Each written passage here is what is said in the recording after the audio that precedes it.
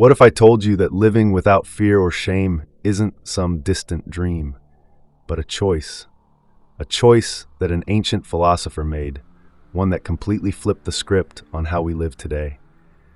Stick around, and I'll show you the secret to living fearlessly without worrying about what others think, and it's simpler than you think. You ever sit back and wonder, what if you just stopped caring? I mean, really, imagine waking up tomorrow and all those thoughts about what people think of you, all that fear of looking stupid, all that shame about not being good enough. Gone. Just gone. No fear, no shame, no pretending. You'd walk through life like a different creature, wouldn't you? Unbothered, untouchable. But here's the wild part. This isn't some fantasy. There was a man who actually lived that way, over 2,000 years ago. And no, he wasn't rich, he wasn't powerful, he wasn't even trying to impress anyone. This man cracked the code, the secret to living without fear or shame, and his story will flip your entire way of thinking upside down. So the real question is, are you ready to hear it? Now, before you roll your eyes at the word cynicism, let me tell you, it's not what you think. When people hear cynic today, they picture some grumpy old dude sitting in the corner trash-talking everything and acting like the world is garbage. But that's not real cynicism. That's just modern bitterness. The real cynicism, the kind I'm talking about, was a philosophy, a way of life, a raw, unfiltered rebellion against fear, shame, and all the fake rules society tries to dump on your back. And at the center of this whole philosophy stood one man, Diogenes of Sinope. This guy didn't just talk about being free, he lived it. He owned almost nothing, slept in a barrel, begged for food without a single drop of shame, and called out kings, scholars, and even the gods themselves for being slaves to fear and social approval. Diogenes believed the only real way to live was to strip life down to the core. Remove the status, the lies, the fear, the guilt, the pretending, and once all that's gone, that's where freedom begins. You ever notice how most of the things you worry about aren't even real? I mean, seriously, most of the fear you carry isn't about something happening right now, it's about something that might happen. And most of the shame you feel, it's not even your own voice, it's somebody else's voice stuck in your head. That's the trick, isn't it? Society doesn't have to chain you up, it just teaches you to chain yourself. Fear and shame are the tools. The two invisible weapons the world uses to keep you small, quiet, and obedient. Fear of rejection, fear of failure, shame about your looks, your status, your choices. Cynics believed the real prison wasn't outside you, it was inside your mind. It was all those little fears of what if they laugh at me, or what if I fail, or what will they think of me? That's the stuff that makes you shrink, that's what makes you pretend, that's what makes you weak. And Diogenes, he figured out that the moment you kill that fear, the moment you erase that shame, you become untouchable. You can walk through this world naked, broke, insulted, and still feel like a king. Because fear and shame only control you if you agree to play their game. Now here's the thing about Diogenes. He wasn't some armchair philosopher sitting around writing fancy books. No.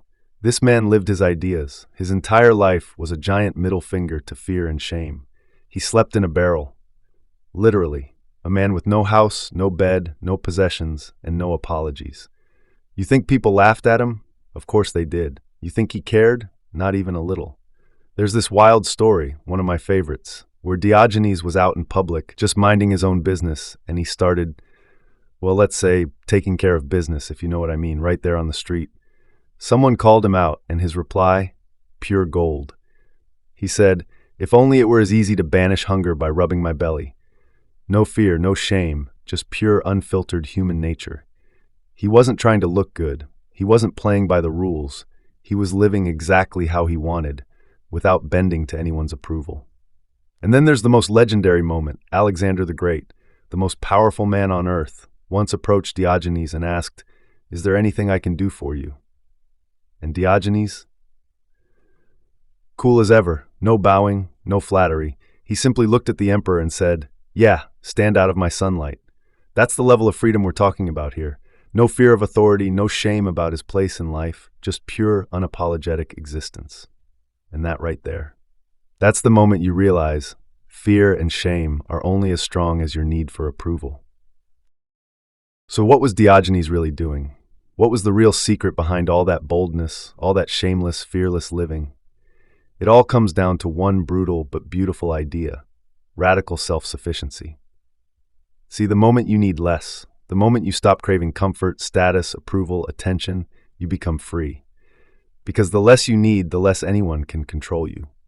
Diogenes didn't own much. He didn't chase luxury. He didn't try to impress women, kings, crowds, or gods. His entire philosophy was built on this one truth: you can't lose what you don't cling to. And that, right there, is where fear and shame get their power. When you're attached to things, your reputation, your money, your image, your relationships, you live in constant fear of losing them. And the fear of loss creates shame, and the shame makes you easy to control. But when you strip it all away, when you can look at the world and say, I don't need your approval, I don't need your applause, I don't even need your respect, that's the moment you stop being a slave to fear.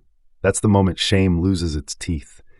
Self-sufficiency isn't about isolating yourself. It's about standing so solid, so complete on your own, that nothing outside you can shake your peace. That was the Cynic's way. That was Diogenes' secret. And it still works, even today.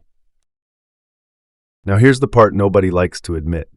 The world you're living in right now is designed to keep you scared and ashamed. Look around. Social media, advertising, the news, your job, even some of your relationships, they all run on the same formula. You are not enough. Not rich enough, not smart enough, not good-looking enough, not successful enough. And the more you believe that lie, the more you stay trapped in fear.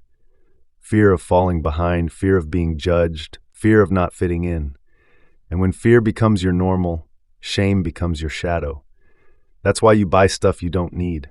That's why you stay silent when you should speak up. That's why you pretend to be okay when you're falling apart. Because the world trained you to care about appearances more than truth. Diogenes looked at this game 2,000 years ago and walked away from it. He realized, the only power the world has over you is the power you give it. And nothing's changed. The rules are still the same. The only difference is the packaging. Now it's likes, followers, bank balances, and job titles. But the fear and shame underneath, same old game. And the Cynic's answer is still the same: detach, strip it away, refuse to play, and watch how fear and shame dissolve. Now I know what you're thinking. All right, Diogenes could live in a barrel 2,000 years ago, but today? In this world? And yeah, you probably can't ditch your apartment, burn your bank card, and go full ancient Greek savage overnight. But the real lesson from cynicism isn't about sleeping in the dirt. It's about how you think. It's about cutting the invisible strings that control you. You start small. You stop chasing things you don't actually need. You question every fear. Am I scared because something's truly dangerous, or because I'm worried about what people will think? You question every shame.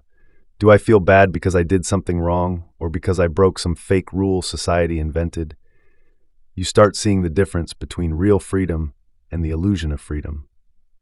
Cynicism teaches you to simplify, to own less so you fear less, to expect less so you suffer less, to need less approval so you lose less of yourself.